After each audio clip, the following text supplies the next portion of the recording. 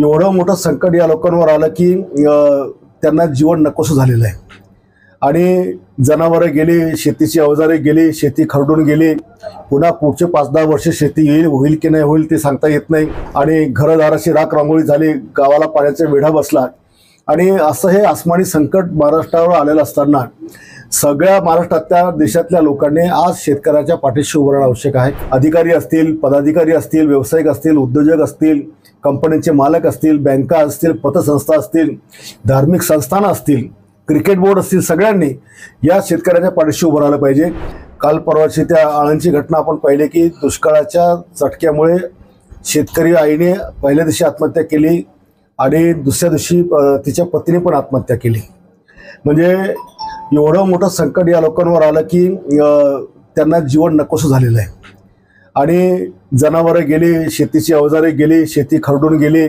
पुन्हा पुढचे 5-10 वर्ष शेती होईल की नाही होईल ते सांगता येत नाही आणि घरदाराची राख रांगोळी झाली, गावाला पाण्याचा वेढा बसला आणि असं हे आसमानी संकट महाराष्ट्रावर आलेलं असताना सगळ्या महाराष्ट्रातल्या देशातल्या लोकांनी आज शेतकऱ्याच्या पाठीशी उभं राहणं आवश्यक आहे. आणि शेतकरी हा जगाचा, देशाचा पोशिंदा आहे. ज्यावेळेला तो कष्ट करतो त्यावेळेला त्याची कष्टाची फळं आपण लोक चाखत असतो आणि म्हणून आपल्या समोर तो बिचारा शेतकरी उद्ध्वस्त होत असताना मानवतेच्या दृष्टिकोनातून या राज्यातील सगळे लोकप्रतिनिधी असतील, अधिकारी असतील, पदाधिकारी असतील, व्यावसायिक असतील, उद्योजक असतील, कंपन्यांचे मालक असतील, बँका असतील, पतसंस्था असतील, धार्मिक संस्थानं असतील, क्रिकेट बोर्ड असतील, सगळ्यांनी या शेतकऱ्याच्या पाठीशी उभं राहिलं पाहिजे. केवळ तुटकी मदत करून समजा पीक नष्ट झालं असेल तर पिकाला मदत मिळेल, पण पीक नष्ट झाले असेल तर पुढचं पीक काढता येईल, त्याच्या पुढचं काढता येईल. पण शेतीत जर नष्ट झाली असेल तर ते मात्र परिवार पुढचे 5-10 वर्ष सुधारू शकत नाही.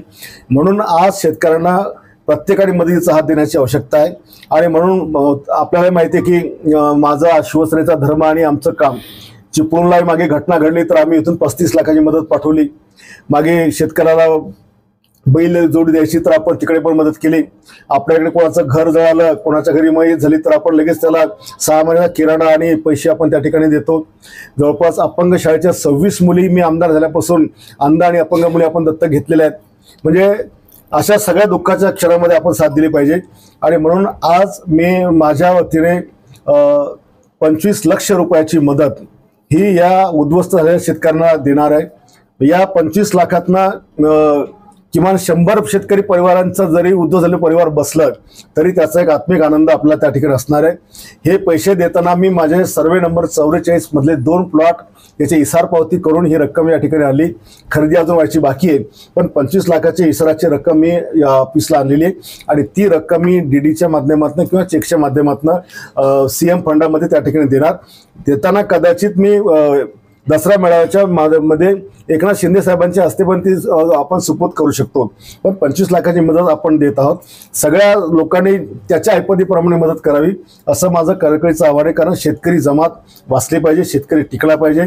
तो जर टिकला नाही, तो जर समाप्त झाला तर आपल्या लोकांचा पण जगण्याला काही अर्थ राहत नाही. म्हणून एक माझं कळकळीचं आव्हान करण्याकरता आपल्या सगळ्यांना या ठिकाणी बोलवलं.